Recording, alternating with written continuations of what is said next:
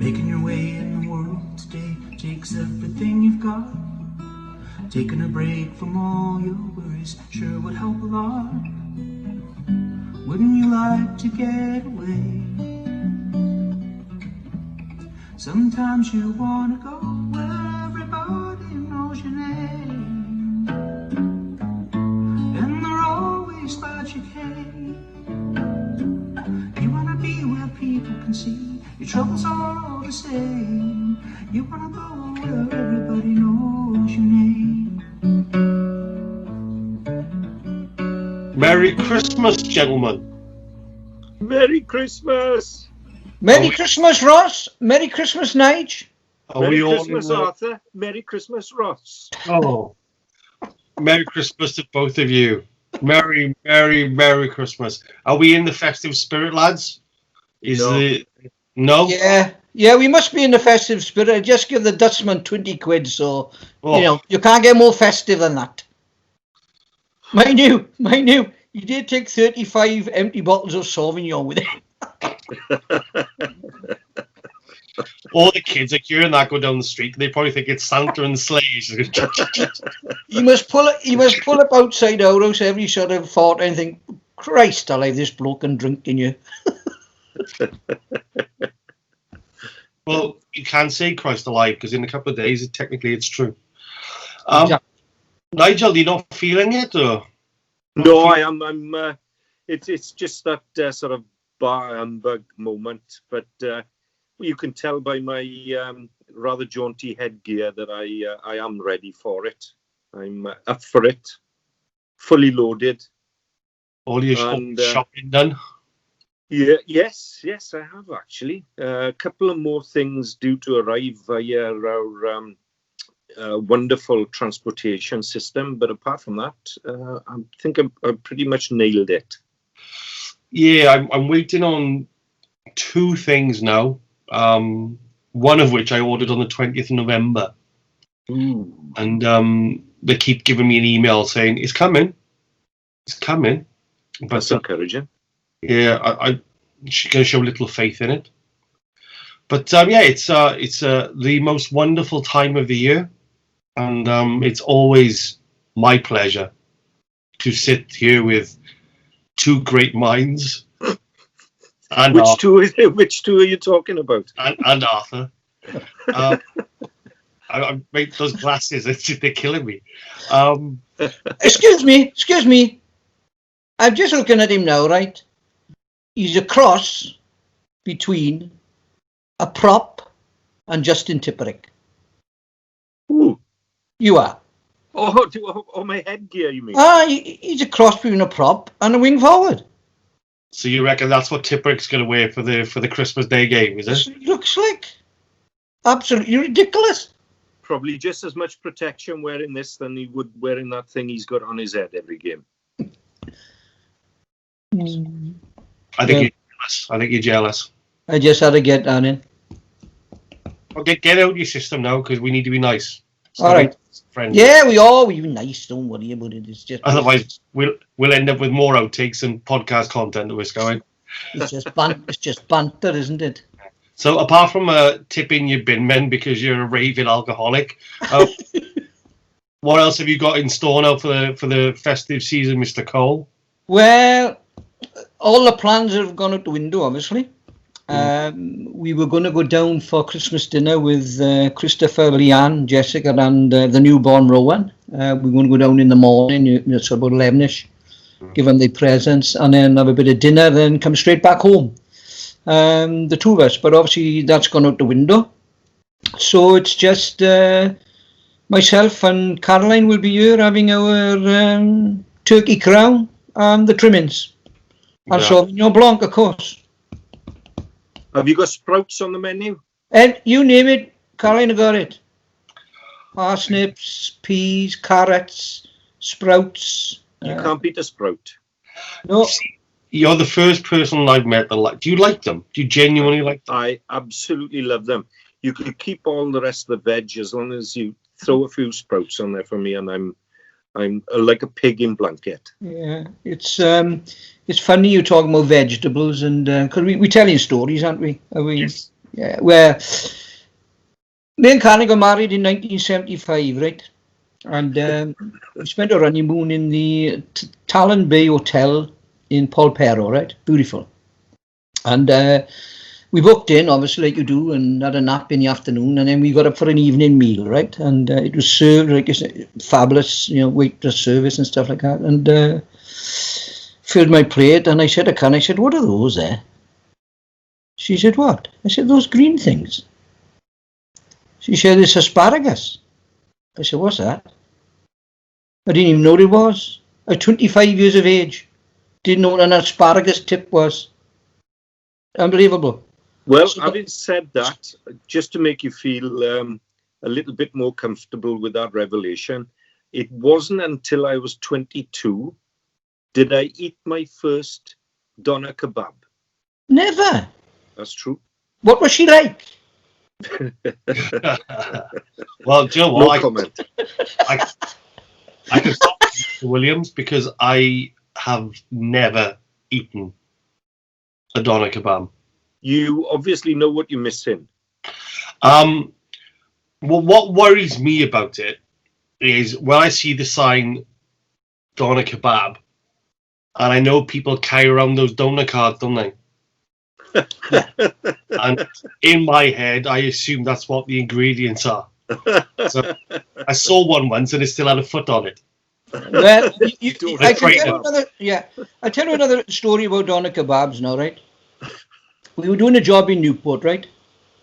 And we were following two fellas who owned a kebab shop. I wouldn't tell you what nationality it was or whatever, what it was about. But obviously we following them for a week, right? And at the end of the week, we got what we want, and we tell the traffic, look, when you see this car, it was a BMW it was, I said, just give it a pull and, do the checks, like. So we came in the morning and message off the traffic, stopped the car. Everything was all right till we opened the boot. And there were 2 dead sheep in it. Taken them to the kebab shop. 2 dead sheep. So I've never, ever eaten a kebab. No, can't do it. Like I said, I saw one started a trainer on once, so I can't do it. No. So No, stay away from kebabs. Clarify that story, right? You were in the police then, yeah? You just weren't randomly following people with dead sheep, right? Oh no, it was random. You know what I mean? It's but and that's what they had the 2 sheep in the boot and taking them to the kebab shop, probably skin them there and do the business. And then on a Friday, Saturday night, then they're on that big spike, spinning round. The one thing I can say about a doner kebab is that when you do eat one, you can actually feel your arteries furring up with each mouthful. The amount of fat in them must be off the scale. Phenomenal. But yeah, I honestly, I'm not a big fan of them. But it's one of those things. When the beer's in, so is the kebab. Well, I'm like a food-seeking missile when the beer's in, and it's Chippy Alley, Caroline Street in Cardiff, and it's Dorothy's for chicken curry off the bone and chips. That is the only thing that will do when I've got a proper belly full of beer. Yeah. Well, you must be responsible for my Caroline's injury. We walked one Christmas time down Caroline Street. Yeah. And it's literally had a name on it. We walked across one of these metal grills that leads down to cellars, on the street there. And somebody had discarded a vast quantity of uneaten chips. And my Caroline, unfortunately, slipped on one and fractured her wrist. So it's down to you, Ross. No, you can't blame Ross because he's never discarded any chip or curry in his life. Am I right, Ross? You probably are right, but if it was me in willful haste, please, Caroline, accept my apologies. I'll tell her. And I hope I haven't ruined anything. She's very forgiving. Oh, well, good. Good. I mean, the other thing I love about Caroline Street, of course, is in Welsh is a Street Caroline, right? Which I think is a Neil Diamond song. Exactly. That's right. Yeah. And after a few beers, when you're walking down it, Street Caroline. Loving it. But I got some big questions for you boys. Oh, well, yeah, excellent. I'm going to start with Mr. Williams. These are going to be tough, right? Okay. Here's my I'm question ready. to you. Right now, you cannot phone a friend. Cannot ask the audience. You've just got to go with what you think is right. Question number 1. Is Die Hard a Christmas movie? No, No. And why not? because no Christmas movie worth its salt has people blowing the guts out of people with submachine guns. I just don't see how that fits into the genre at all. So it's a no from you. You agree with Bruce Willis? The answer is no. No. Okay. Mr. Cole, is Die Hard a Christmas movie? Oh, no, never in a million years. Or as my mother used to say, never in your puff. Never in your puff, bud. There's only one Christmas movie, and that's Home Alone. Ooh. No, I must my boy, when he's going, loved it. Yeah. Our Christopher can recite it from start to finish, the movies, Home Alone. He knows all the dialogue. He used to sit in front of the telly. You know, he'd sit there. You could mute the telly, and he'd be talking what they're saying. It's unbelievable. He loves them. And I do, obviously. But no, Die Hard, Bruce Willis, you know what I mean? He's sold his soul, Bruce, haven't he? You know, he's some of the films he's made recently, you know, you should confine him to the bin, like. But Die Hard 1, 2, 3, 4. The only good Die Hard I know, right? He's from Cairo. Die Hard. Yeah, I knew him as well. You know, no, Bruce is a. Yeah, because it's interesting your point of view, boys, because it's been in the news this week now, and Bruce said for years it is not a Christmas movie. Oh, all right. But but John McTiernan, the director, he has come out this week and said it is a Christmas movie.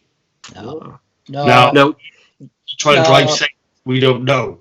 you can't compare that. It's not in the same league as Elf. Elf. You know, that's class. Yeah, you know what I mean? And you look at all the old Christmas films, you know, the black and whites, you know, you can't compare with them. Can't compare with them at all. Well, it's unlike me to disagree with you both, but I'm going to say yes, that it is. It's set at Christmas, at a Christmas party. And he does write ho, ho, ho on the guy's jumper after he's blown him away. So I'm going to say yes. Okay, I might then. change my mind then. Oh, 2-1. Well, I'm not changing my mind. Well, Home Alone. Why would you? Yeah, if you got ho ho ho on someone after he's been shot, it's definitely a Christmas movie. Ho, ho, ho. No, I have a machine gun too. That's what's on the guy's jumper when he sends him down. So Fair enough. I nearly bought that Christmas jumper this year, actually, but I thought in these times it might not be the best thing. No. So Not in good taste. Not in good taste. 2-1, Die Hard is a Christmas movie. Is it? Is? You lose. Oh, Nigel, typical of you, but go with the flow. Go with the flow. Run with the foxes and the hounds. Go on the Definitely. fence 1 minute and then go with the flow. That's why we got the Welsh Assembly, because of people like you.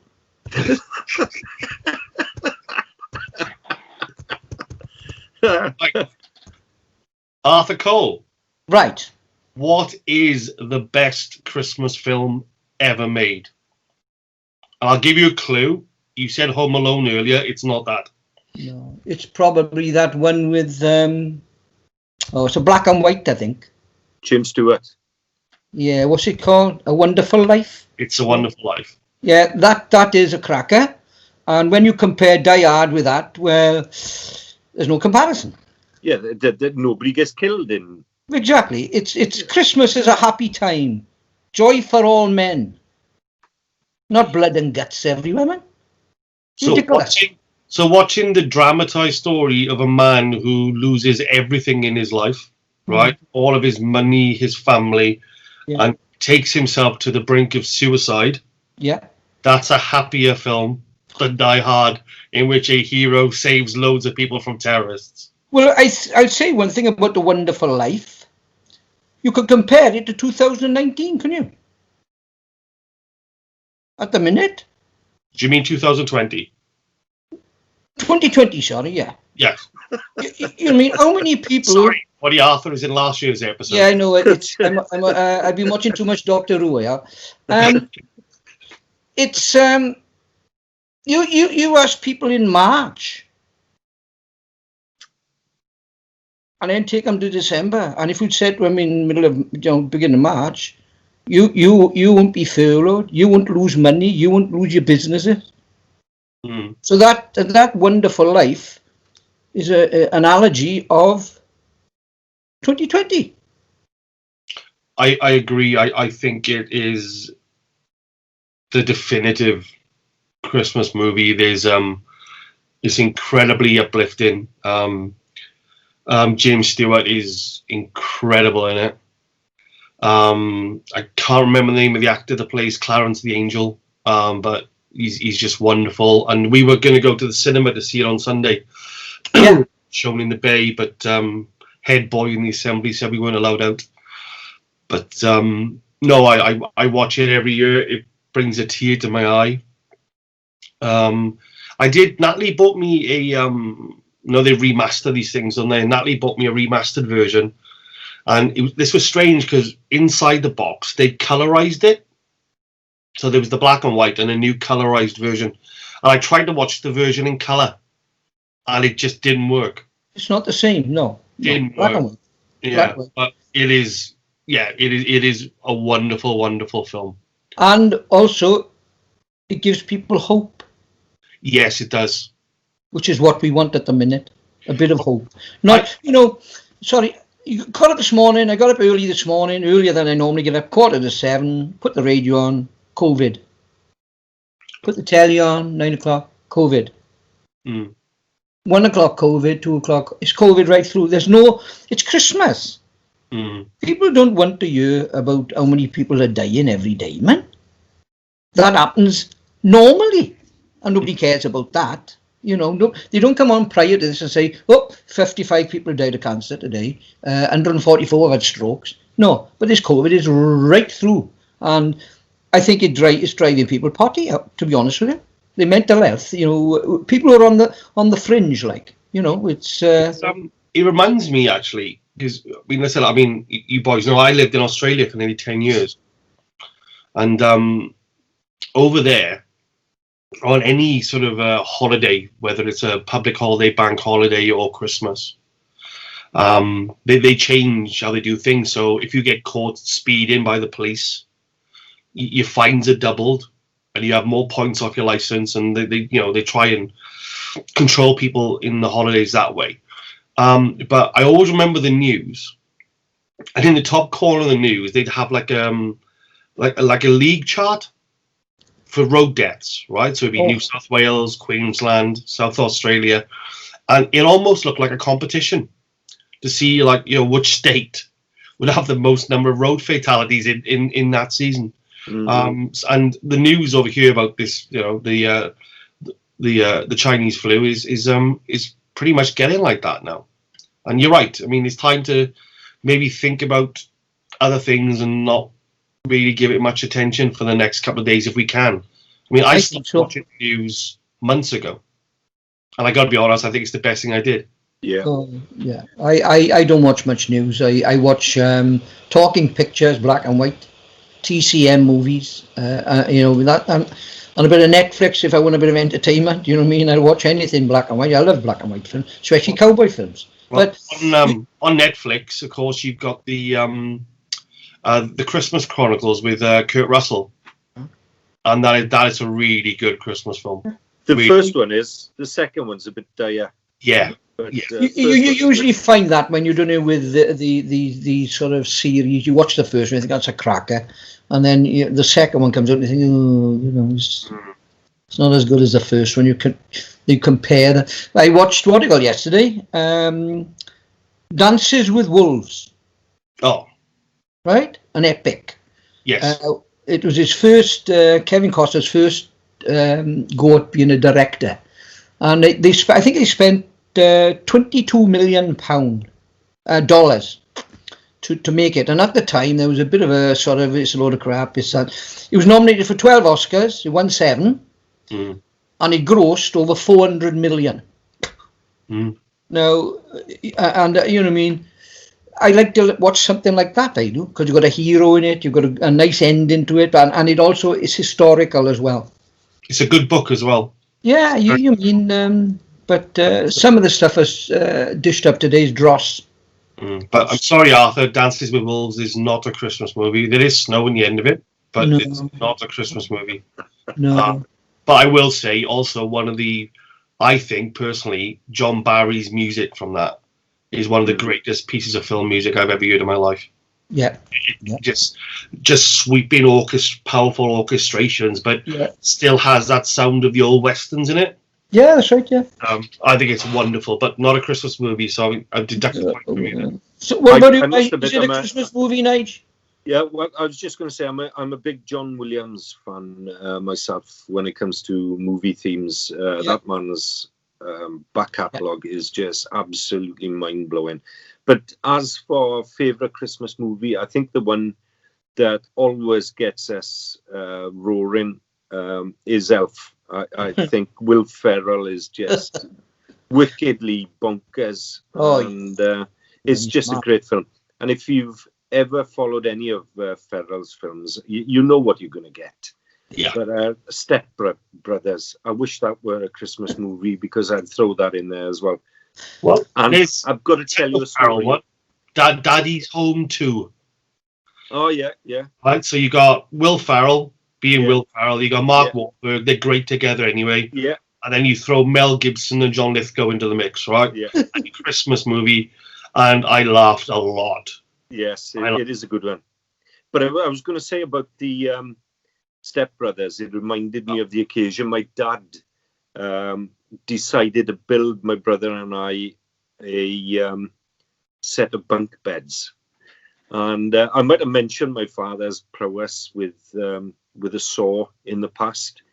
But bless his heart, he did always have a go. And he got a load of this old pine that he'd been given, knocked up this bunk bed in the small bedroom in a house in Kailan. And I remember being excited about it. That first night, my brother and I were going to sleep in this bunk bed. I think I'd bagsed the top bunk. And anyway, we went in to have a look at it. And there it was, standing proudly in the corner of the room. And my mother walked in to have a look at it, and she said, "Damn, you've done a good job there, Russ. Fair play." She closed the door and the thing collapsed. Never did get to sleep in it. Good job. You see, my father's idea of joinery was put things together and whack some nails in at different angles, and if it worked, cracking. No, I agree with you, buddy. I think Elf is it's wonderful. It is wonderful. It's a wonderful life. I completely agree with you, Arthur. I think though, I would have to throw National Lampoon's Christmas Vacation. Anything like that. Anything like that. Yeah. I just think that Chevy Chase is just at the height of his powers in that. Brilliant. And it's funny, and it's a wholesome, funny film. It is, and what I find with telly, especially the BBC and stuff now, the stuff is pure dross. It's just depressing, man. You know what I mean? Put some comedy on, the old comedy. I'd rather watch like Ronnie, the two Ronnies is from years ago on a Christmas Day than some of this crap they put in out. Well, I've just got a copy of it's a DVD. It's got a couple of the Abbott and Costello Christmas specials. Oh, brilliant! So I'll be watching. The Marx Brothers again. You know what I mean? But Christmas Vacation. So when Natalie and I first moved in together, and she found out that I love Christmas the way I do. I sit there, I torture. We just watch all these Christmas films, right? So we watch Gremlins. Gremlins is another great Christmas film. Home Alone, Miracle on 34th Street. I just watch them and watch them. And Natalie is not a fan of that sort of stupid comedy, right? But she loves Step Brothers. She loves Will Ferrell. But anybody else doing that sort of humor, she can't really take to it. So the first time I made her watch Christmas Vacation, she was sat there and she was going, That's right. and then the following year, it was much more the same. And then all of a sudden, now and again, you just heard, So now in year 8, right? And she's sitting there next to me. But what I love about it now, and why it's a gift to me, is she hates herself for enjoying it now. So it works both ways. Yeah. Plus, I have to be honest, with the American Pie movies, with Stifler's mom, the MILF in it, Ellen Griswold, to me, Beverly D'Angelo in Christmas Vacation. She's fabulous, she is. Oh dear, that's to me that's the first ever MILF. So we'll go with that. Right, what's next, boys? What's next? What do you go next for us to? Let's do What's the next question? What's the next question? Songs. Yeah, go on. Let's go to Mr. Williams first. Ooh, Christmas songs. Go on, give me 3. Give me your top 3 Christmas songs. Right, okay. I would throw in there purely and simply because it's from my teenage years. I like a bit of Slade. That's quite a good sing-along, get your foot tapping type of song. I think you mentioned a couple last night in your podcast that I couldn't really disagree with. But I think Slade is probably one of the best. I used to like a bit of Wizard as well. Oh. I was a big Roy Wood fan back in the 70s because the guy was so talented.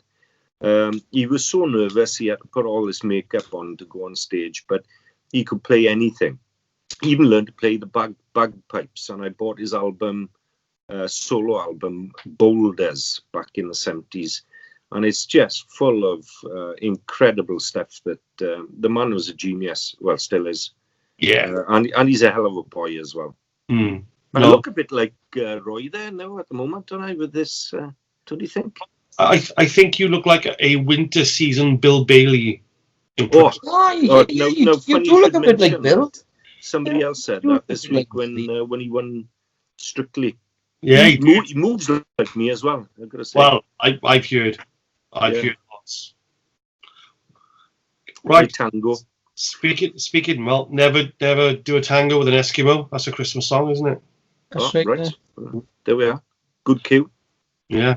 Oh, there's so many. I mean, I've been mentioned a few the other night, didn't we? But like Greg Lake, I Believe in Father Christmas. Heard that this morning. Yeah. Thinking of that one. Great song. But Darlene Love, Christmas, Baby Please Come Home. I just love that. I can't really get away from that. But there's so many. Queen, A Winter's Tale. There's some great ones. I mean, some of the newer bands have done some great ones. Bon Jovi did a couple of great ones. East 17. I'll Stay Another Day. Nice catchy tune, happy tune. You know, I mean, it's when you're cooking your veg on a Christmas morning, put the sprouts in. Let's stay another day. See, you got to get you in the groove. But my favourite, I love him singing. I think he got a fabulous voice. Yeah. Johnny Mathis. When a Child is Born. Class. He's so easy, lovely listening. All his songs are the same, whatever he sings. Yeah. You know what I mean? He can put a song over, and he got that casual sort of. It's easy for him. Easy. And I think the best Christmas song is Mariah Carey, obviously. But if you're talking all round, Johnny Mathis, I think, and When a Child is Born. Johnny Mathis, I'm trying to find. I found a recording of him doing a duet with Billy Joel, and it was a Christmas song. Yeah. Yeah. It was the Christmas song, Chestnuts Roasting on Open Fire. with Johnny Mathis and Billy Joel duetting. Brilliant. That's really good. That's really good. What's the other But one? yeah. He sings another song as well, which There's so many. sings it beautifully. Do. Mm. And yeah, no, I love it. There's Christmas albums everywhere. I mean, everyone's done one now, right? It's fabulous. But yeah, you're gonna go with Johnny Mathis, you? What about Cliff? I mentioned Cliff. Do we have to? Mistletoe and wine, dee. You know, go Cliff. Yeah, he's not bad. One a year. Yeah, he's you know what the boy been through, like, you know, he's still there, like, isn't he, you know. He's actually looking better than me. Yeah. I disagree. I disagree. I can't stand the man, so it's hard for me to. Well, no, I'm only just saying, you know, we got Americans, and we, you know, but you know, now what he said about Roy Wood, like, I mean, I got a triple thing, because as you know, he started using yellow, wasn't he? You know what I mean? He was, yeah. But on the move, you know, the man had progressed. He was like a nomad in relation to groups. You know, he's here 1 minute, he's gone the next. But like Nigel said, he can play anything. Unbelievable talent. And I like Roy Wood, and I like Jeff Flynn as well. I mean, Bill Bailey, he can play anything, can he? Yeah. The other talented bloke is Jeff Lynne of Yellow. Yes. Now, you know what I mean. He's on a par with Roy Wood. And he's, you know, I think Roy Wood's a bit more. They're very private people, aren't they? But I got the Wilburys CD and with the supergroup, and it took them like 5 days to do an LP. Like they're just there to get, and they go in the studio and they just bang them out, like unbelievable. So talented. Yeah. So we've been in lockdown, right? So I guess we should look at the year. So, just thinking about the highlights from an entertainment perspective. You know, so I mean, any new films this year that you've seen that you thought were great or you thoroughly enjoyed? Not really.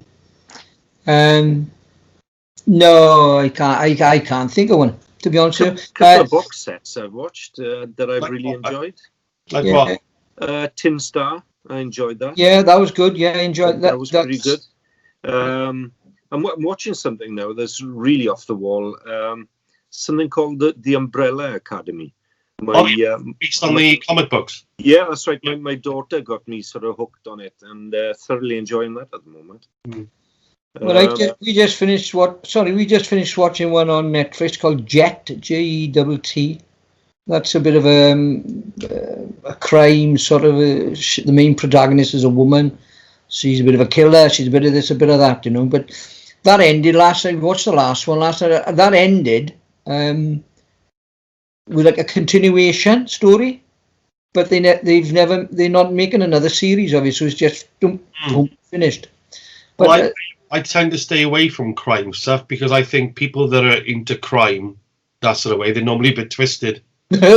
So, especially the writers. Well, you know. I'll give you a tip for a good one. It's like anything else, isn't it? Oh, yeah, boys. Have a read of that one. What's that? Talking with the Psychopaths. All right. An Arthur Coleman memoir. Have an hour of that, guys. Yeah. One you should try and watch. I particularly liked it because there was a bit of a supernatural edge to it. It was called The Outsiders. The Outsider. Okay. It's based on writings by Stephen King, and it's set in America, where it's a really complicated story where a guy is accused of murder. He's witnessed at the scene, covered in blood, but 80 miles away, he's also witnessed as being at a education convention, and it's really good because the protagonist then has to try and work out how he could be in two places at the same time. And as I said, it is a supernatural linked sort of crime thriller as well, which appealed to me. But the sad thing about it is that apparently the company who made the series are not actually signing it up for the second.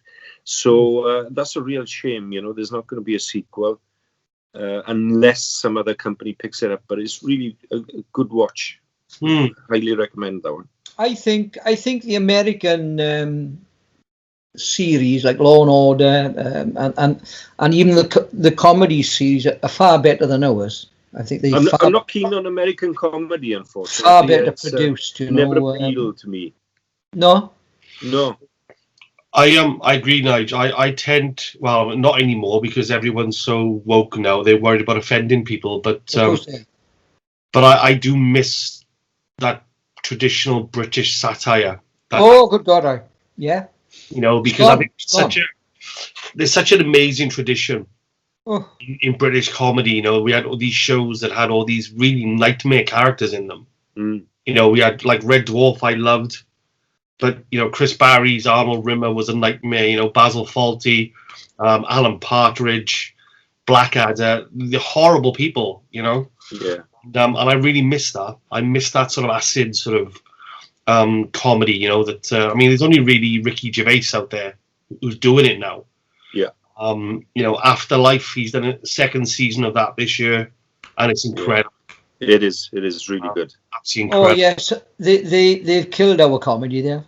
I mean, from British comedy perspective, I think the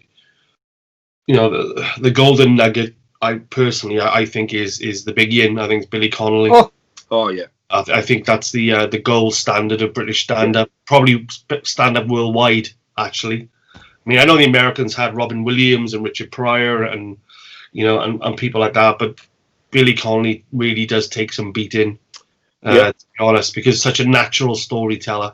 Yeah. And really, really just a genuinely funny man. Yeah. The Big Yin. But there've been a few things this year. I really enjoyed the movie Jojo Rabbit. No, I've not watched it yet, but thoroughly enjoyed it. Is that a comedy or a thriller or what? It's a comedy.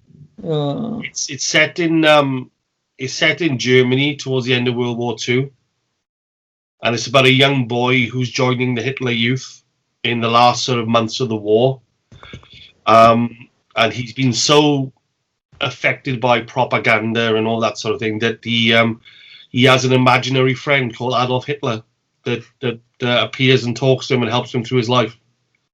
It's brilliantly written. It's incredibly funny, and it's very touching actually towards the end. So I highly recommend that. I thought it was a great little film. Jojo Rabbit. Yeah, very good.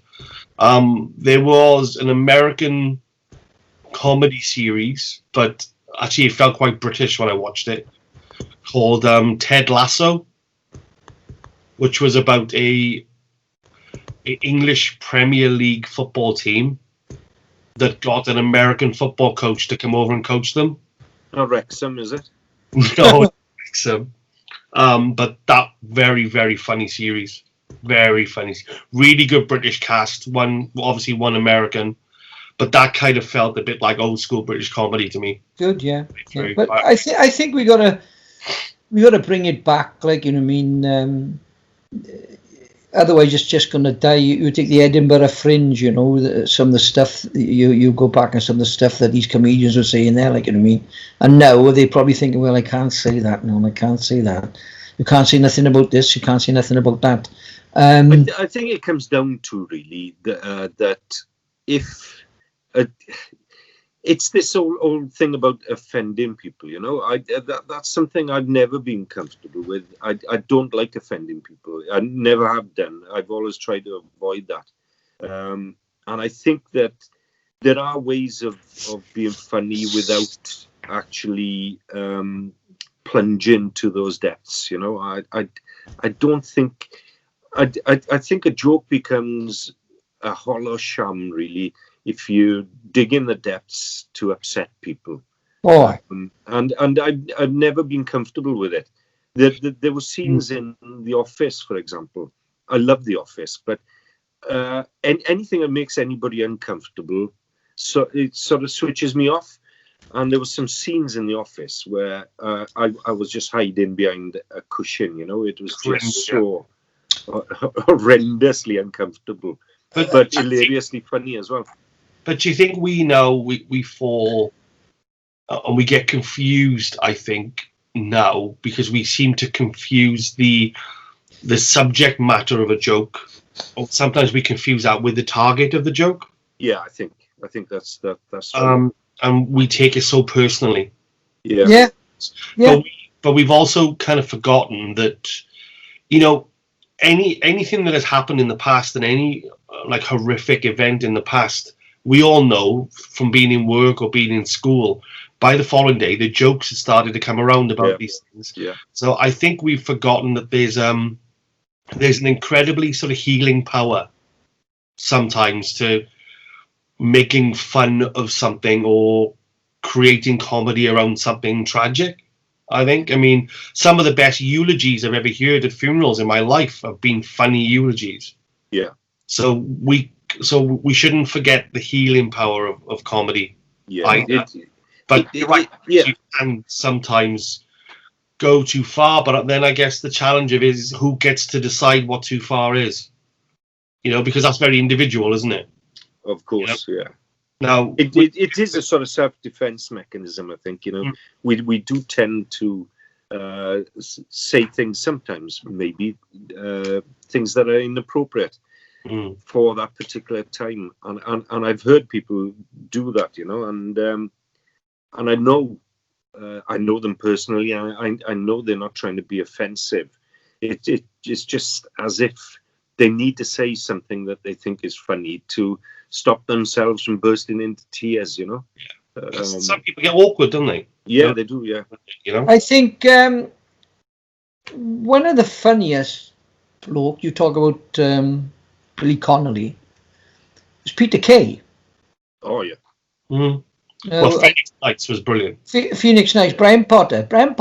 You know what I mean? The character there, and the outtakes of it are absolutely. You could make an hour program of the outtakes. It's so funny. It's unbelievable. But his humor, it's day to day. He sees somebody and he transfers it into like a story, like 2 minutes sort of like when his uncle died or his auntie died, and they bury in her and they buy the graveside. And they just putting him in, or whatever it is, and a quaver packet sort of blows across, and he turns to his mother and says, or his mother turns and says, "Oh, it's a sign, see? It's a sign." And he goes, "What do you mean?" "Oh, she loved quavers." It's like that when he goes, what's it called? Garlic bread. It's the future. No, it's good. I mean, outtakes sometimes are better than some of the films. I mean, to go back to the Will Ferrell stuff, the outtakes from Anchorman, they are just sublime. How do they keep a straight face? Like, you wonder, don't you? I mean, I found that because we were talking on Halloween, about Universal monsters and stuff, and I've been watching the Abbott and Costello films. And to see Lon Chaney Jr. in Abbott and Costello Meet Frankenstein, and he's playing the Wolfman, and nobody else can play the Wolfman, only that guy. He just lives a sadness to him. Yeah. But for him to play that part as straight as he did, right, with Bud and Lou being Bud and Lou around him, I mean, it's a shame those outtakes don't exist, because and with acting, you know what I mean. I read a bit about Home Alone, where Joe Pesci never associated with Macaulay Culkin on set. Never. And the reason he never is because he wanted Macaulay Culkin to hate him, basically.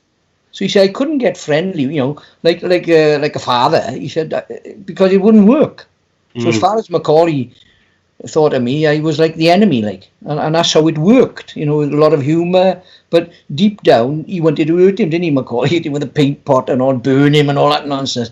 And he said, you wouldn't have had that if I'd been with him. So, you know, those type of films, that type of comedy, you know, why aren't we putting it on the telly? Like, you know, instead of putting a telly on now 5 o'clock, oh God, not more of that, is it?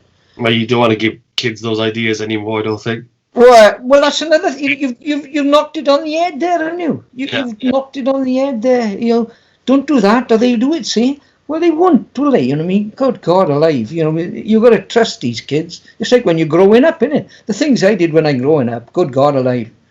I look back now and think, Christ alive! Oh, you didn't get killed, I don't know.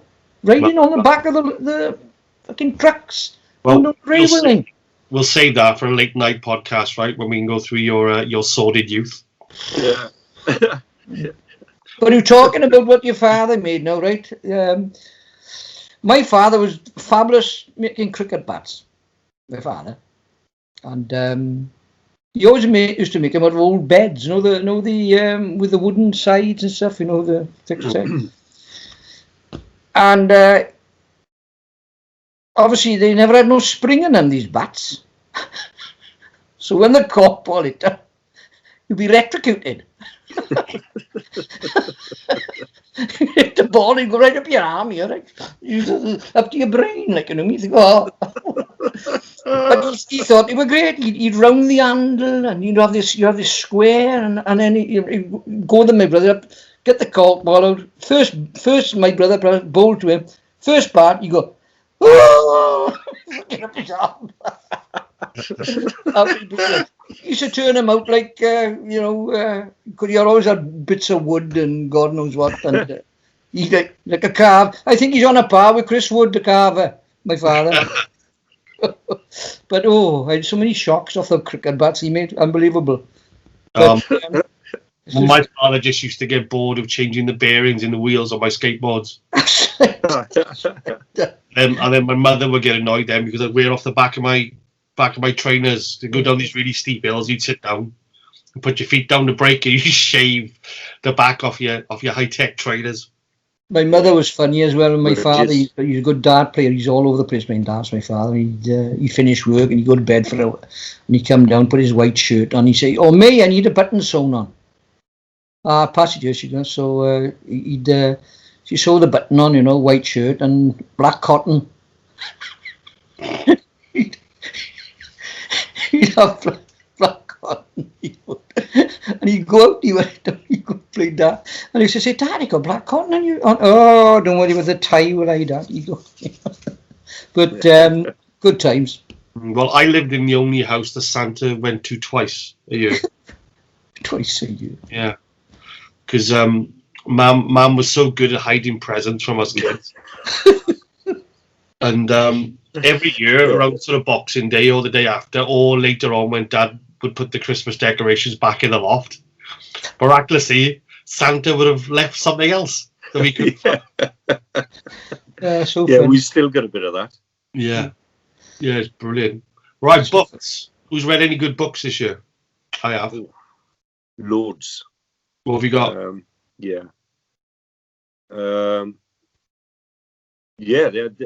They're reading one at the moment.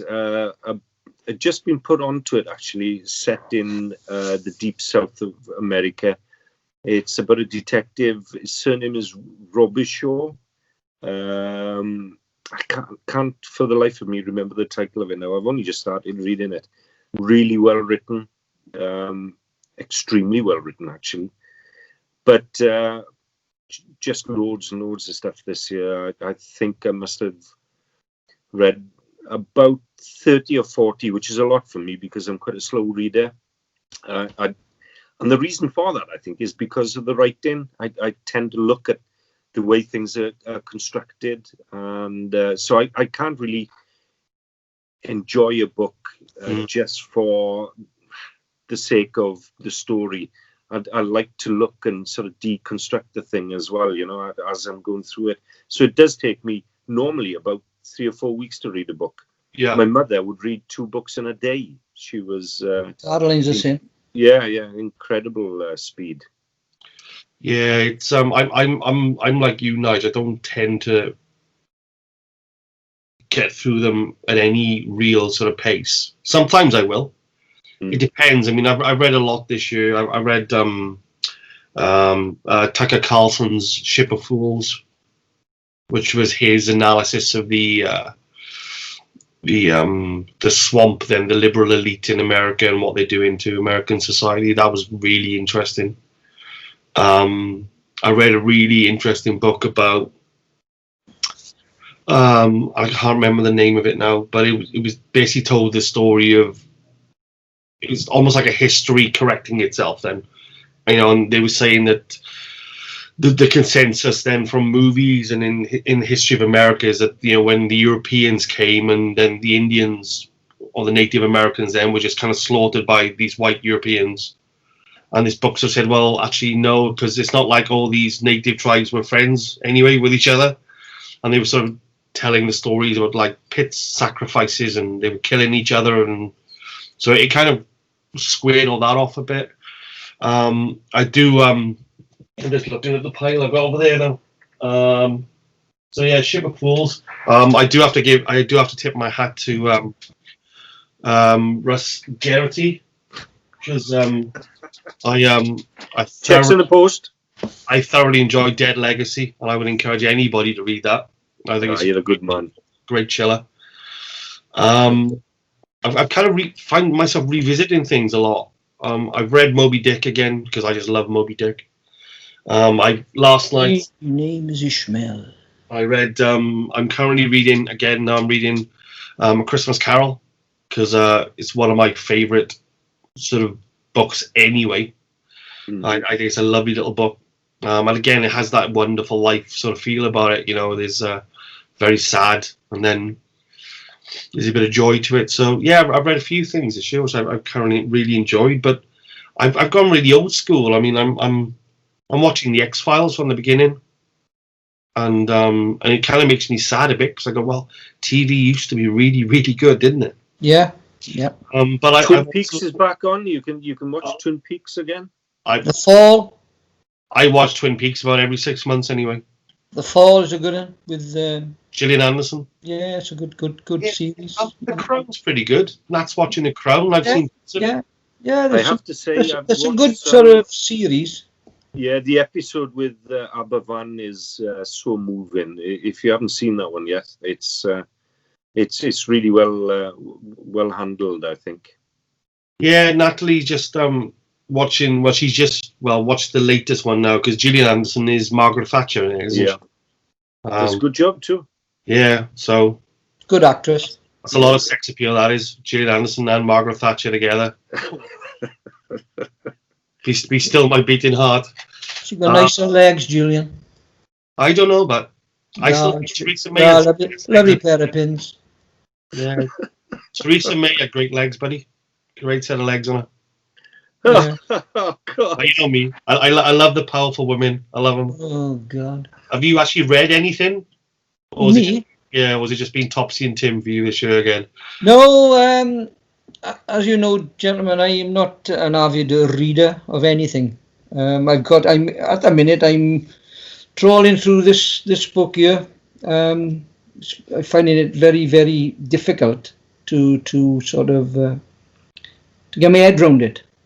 What is it? It's called Gathering by Ross Lane. I've had it now 6 months and I've done 4 poems, so it's very, very difficult. No, I'm more at home with my psychopath book. I've nearly finished that. That's not gathering, is it? No. But that's nearly taken me a 12 months. So no, as you know, boys, I love my poetry, and I got them by the side. I mean, 5 minutes I read through and that type of thing. But as you know, I've been busy writing during the lockdown. Don't spoil my next questions now. All right, well then. No, but I'll keep it short, gentlemen. I haven't read a thing this year. Right. Except for Ross's bits and pieces, which I've got. I think I've got a library of Ross's. They keep coming through the post every now and again. They know you love them. See. So you haven't read Dead Legacy yet?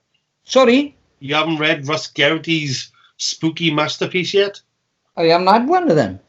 So you got what Amazon that? Huh? Just go on Amazon and buy one. You gotta be bastard joking. I'm not. These kids need shoes, man. I'm not buying my co-author's book. Christ alive. I'll send one in the post to you. You still won't read it.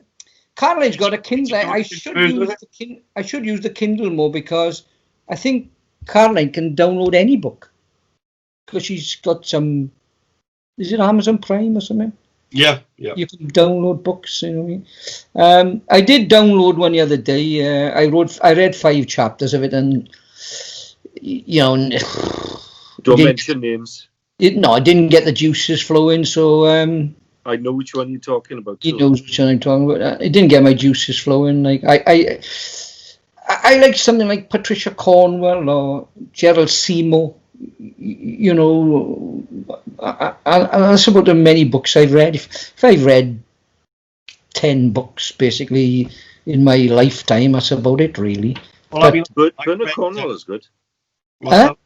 I enjoyed the King's trilogy series with Bernard Cornwell. Mm-hmm. That's quite an interesting one because there are a lot of Welsh links in there where the language used within the book, you can see the Cornwell certainly did his research, and a lot of the language has Welsh sort of roots.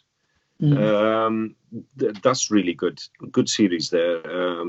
The character Uhtred, that's worth a read. You know, I suppose one of the reasons, because I started writing late with Nigel, I suppose one of the reasons basically I don't read crime is because I don't want to be influenced by anything, if you can understand me. Yeah. I don't like to read 2 or 3 books and then I'm writing our book and I think, I'll put that in, or I'll put that in. But you've got such lovely reading glasses. I know.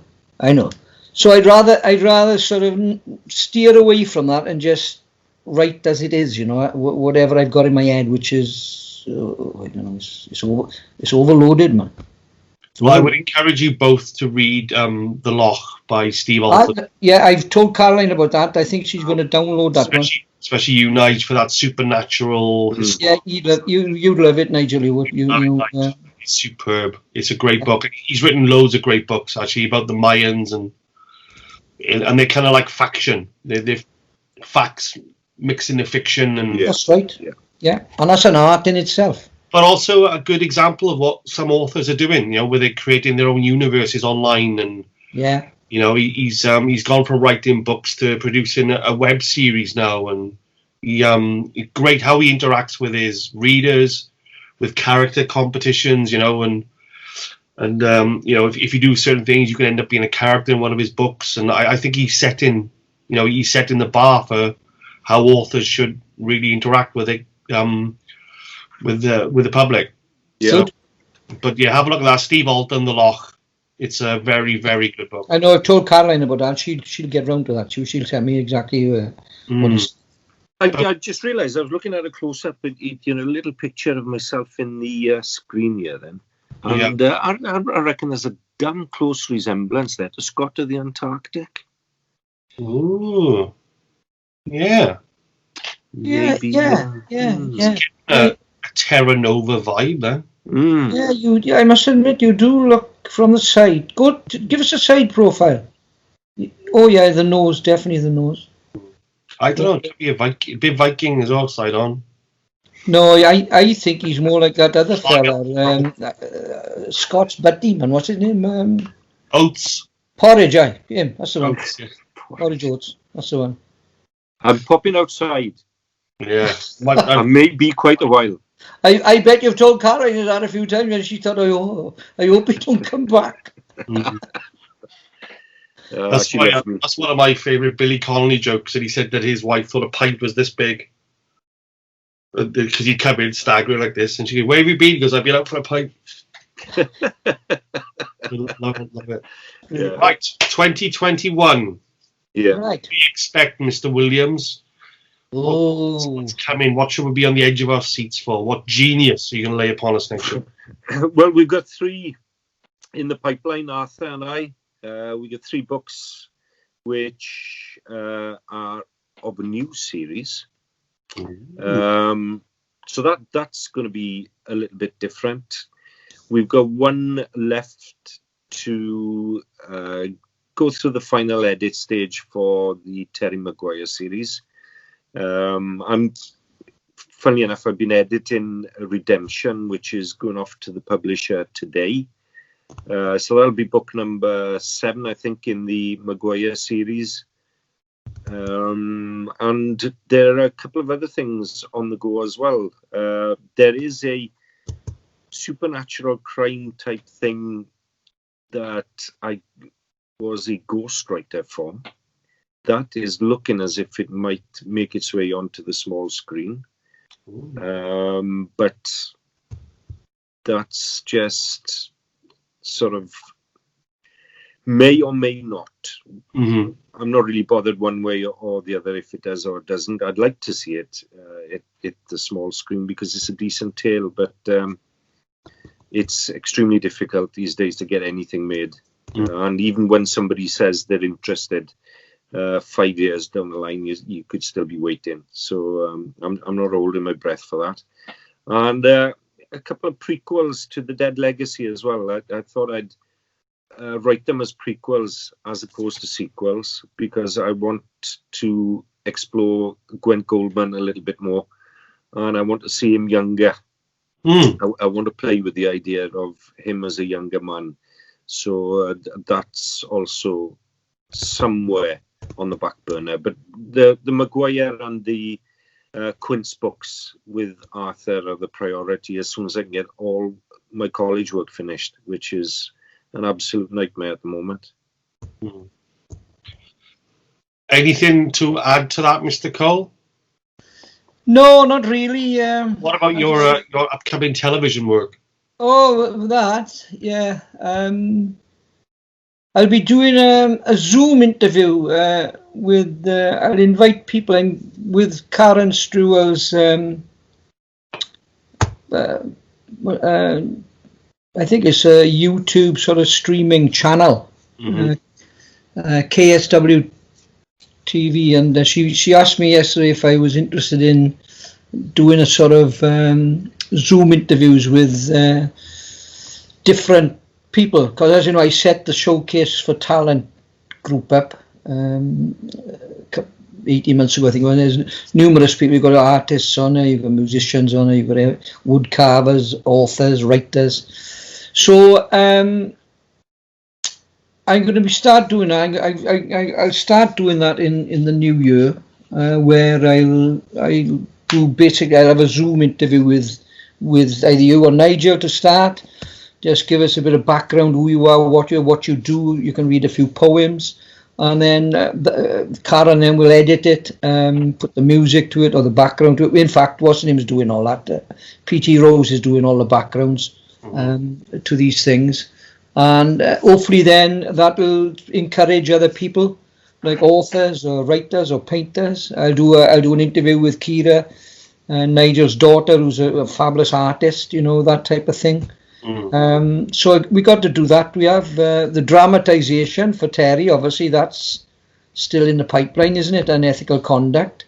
Nigel's doing the script for that.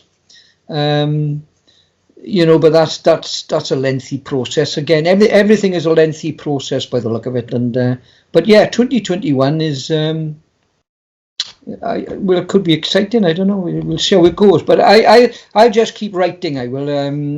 I'm writing the third one at the minute. So hopefully I would say by February we'll have 3 Quince books out. You know, written, finished, as prior to editing, obviously. No pressure. No, you know what I mean. And then as we get them out, then we, you know, the other one will be coming behind, and it'll be like the Terry Maguire series. But he's a different character to Terry. Obviously, he likes a pint. He don't give a monkeys, and likes the ladies. You know, he's a typical detective. That sounds great. Divorced, obviously. He's divorced. He got no kids. So he's like he's a free spirit basically, and he bends the rules a little bit different to Terry. Like he He's not like a traffic officer. I can tell you that now. Who are always smart. Well, he hasn't got a shiny ass, right? Put it that way, right? Sitting down all day. Put it that way. Old Quinsound, and that's how he's known. He's known as Abe. You know, Abraham, his name is, but everybody who knows him, like they call him Abe. Like, you know, I mean, it doesn't matter who it is. If sort of sergeants, inspectors are in his company on their own, they call him Abe. When he's in company, they call him boss. You know what I mean? That type of thing. The first book, I think, the first book is a cracker. I forget what it's called. What's the name? What's it called? Book one. Book one. Book one. You know what I mean? You forget the title. See, it's incredible. I'm terrible with them. I am. You know. I'm trying to think what it's called. Well, you are up to 12. In all fairness, you are allowed the odd lapse. I know the one. The second one is called Deadly Purge. Well, leave him in suspense. Dealers in Death. The first one in the series. Dealers in Death. Dealers in Death. Then you got Deadly Purge, and you got Terminal Velocity is the third one. Minute, which is centered around the right wing and corrupt bookies and stuff like that. You know, in South Wales, obviously. More down west, like, you know. More down west. Well, we are coming to the end of our time, and as this is an official sort of Christmas party, I think we should have a group photo. So if you boys want to lean in and smile a bit, and a bit more Arth. Right, big smiles. There you go. Cheesy grins. That can go on our Christmas cards next year. Yeah. Well, I tell you what will be interesting if you're listening to the radio. Roy Noble, I've got Boyd Clark on there. I think it's the week after Christmas Day, and he's written an autobiography. I think Boyd have, and Roy is going to be interviewing him. So I'm going to listen to that because he's such a funny bloke. Yeah. They've been on about him this morning on the radio, and Jason Mohammed interviewed him one day, and he said I had to leave the studio. He said, I couldn't talk to him. He said, he just blew me away. Because he's brilliant. He is. But so that's I'm going to look forward to listening to that. They one-offs there. Yeah. One-offs. But I watched him in that Keeping Faith. Was it? Is it Keeping Faith? Yeah. Which was the Welsh one? Satellite City was always a one for me. Yeah. I loved that. Satellite City. I loved it. Oh, brilliant. What was the one? I preferred High Hopes. High Hopes. I loved that. What was the one with Sergeant Ball? Yeah, what was the one with Eve Miles in? The thriller. Keeping Faith. Keeping Faith. Right. Yeah. Well, he was in that in the first episode, right? Mm. And I said to Caroline, "What a character he's going to be." I think he was a solicitor. No, he was.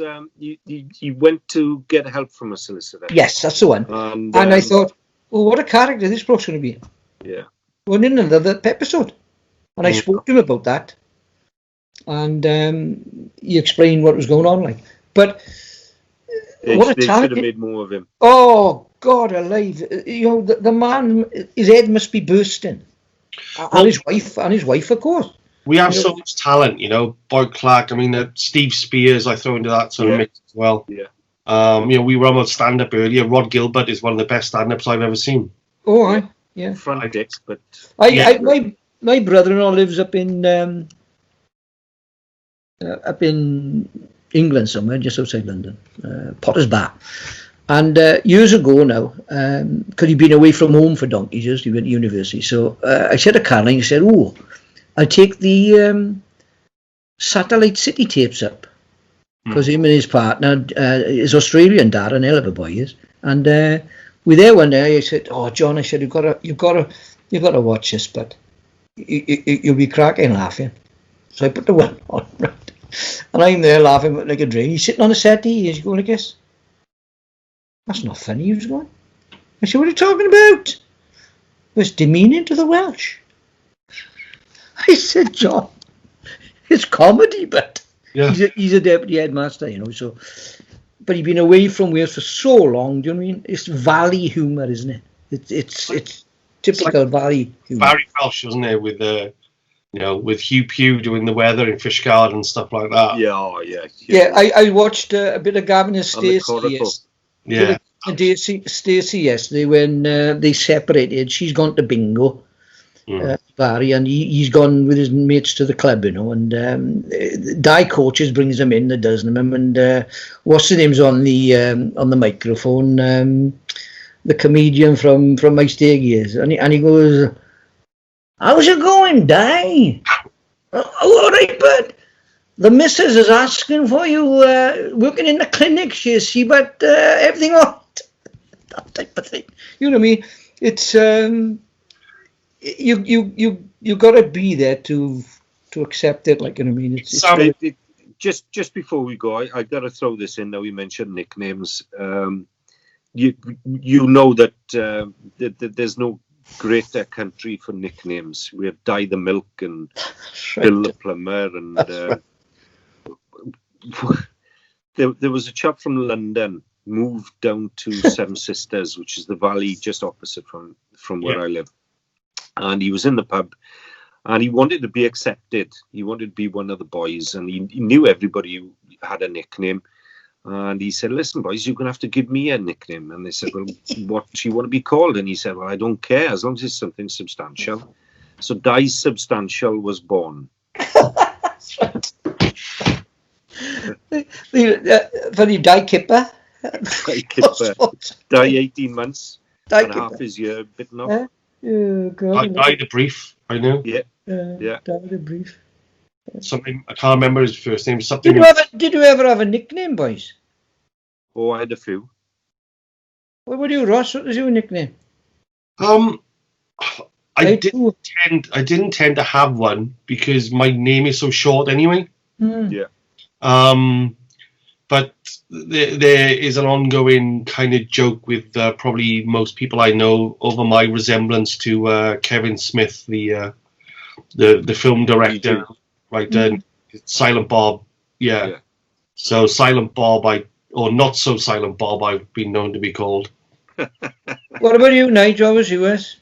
When I was a PC in Cocket, my nickname was Grief, because everything I touched went tits up.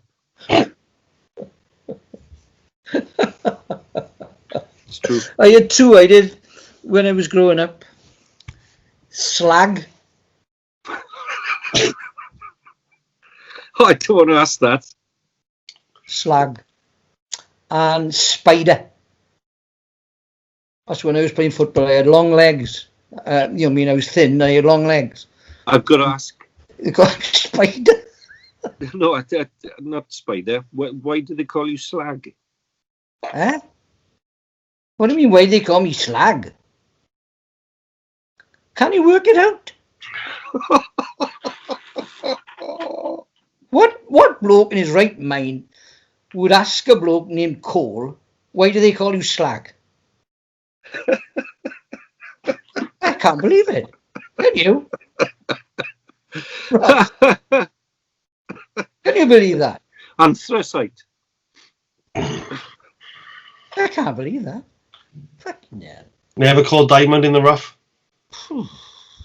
Diamond in the Rough.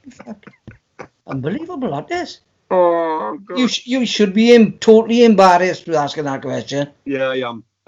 Christ, I'm blushing. When you change your name, you want to? I gotta be honest, my thought process was going to the same place as Nigel's. I thought you were going to say, why did they call you Slag, Arth? Because I was a massive tart. That's what I thought you were going to say. Oh, I don't know, boys. I don't know about that. I have seen pictures of you on that football team. I assumed they were George Best. arrested, but Dead ringer for George Best in his younger days. Yeah. I was compared to Georgie. If I hadn't gone into the George Sunday Best into the force, I'd have probably ended up as a pro. Yeah, which would have gone with Slag. Which would have gone with Slag, obviously. It would have gone with Slag if you go pro. Yeah. All right, gentlemen. Obviously, next year I think it would be great to come back and do some more of these They're really good fun. So it's always a pleasure spending time with you. Please have a wonderful Christmas. And the same And to you you and too. Natalie. Merry and Christmas, Karen guys. and the family, Thank you, Nigel. And The like dog's I back. say, Excuse me a minute. Someone at the door. all right, it's like everything else, we've had a bad year, we haven't. It's nice that we can make a joke about it and stuff like that. But I don't know where we'll be this time next year. I hope it's all over. But I don't. you'll I'm be back. you'll be on TV. Huh? And there'll be the Arthur Cole show Saturday night on. Actually, no, the BBC ain't going to show you with your attitude. It's like Parkinson. Yeah, yeah. I'll be going something like this, stupid. And good morning, ladies and gents. My guest on the show today is the Penrhyw, or as we commonly known as the poet of the Bay, the bard of the Bay. Call him what you like. It's nice to be here, slag. It's Ross Lane. Ross, how are you this morning? I'm not answering any questions until you tell me what you paid Nigel Williams. Well, he's paying me. All right. Come on, Yeah. come on, see. But I'm gonna have him to wear a mask, so people have to guess who he is, or he can black his beard up or whatever. Hey, dig, boys. Ghostbusters, look. Christmas Ghostbusters. Oh, that's good. That beats mine. Isn't Mine it? is Oh, that's good. I like that. I like that one. moustache as well. Like. I get a big fat Father Christmas. Yeah. Right. Have a good festive season, gentlemen. Same to you, Ross. Seeing you on future episodes next year. And yes, keep up the good work. I look forward to reading what you write. And you Merry keep safe. Christmas. Everybody, all your families, keep safe. And like I say, difficult times by Christmas. I know Caroline is desperate to see Rowan. She had it all planned. I mean, that's all gone out the window. So and Karen's in Singapore, obviously. So Dulcie May is in the distance. She is 7,000 miles in the distance. Yeah. But there we are. That's life. That's life. It's tough at the moment, but we'll come through it, right? I think we will. Yeah, I think we will. As long as you look after each other. That's the main thing. Gentlemen, I salute you. Thank you for your time. And let's do No this problem, again. Ross. You look after yourselves. Cheers, boys. Take care, mate. Cheers. Making Cheers. your way in the world today takes everything you've got. Taking a break from all your worries sure would help a lot. Wouldn't you like to get away?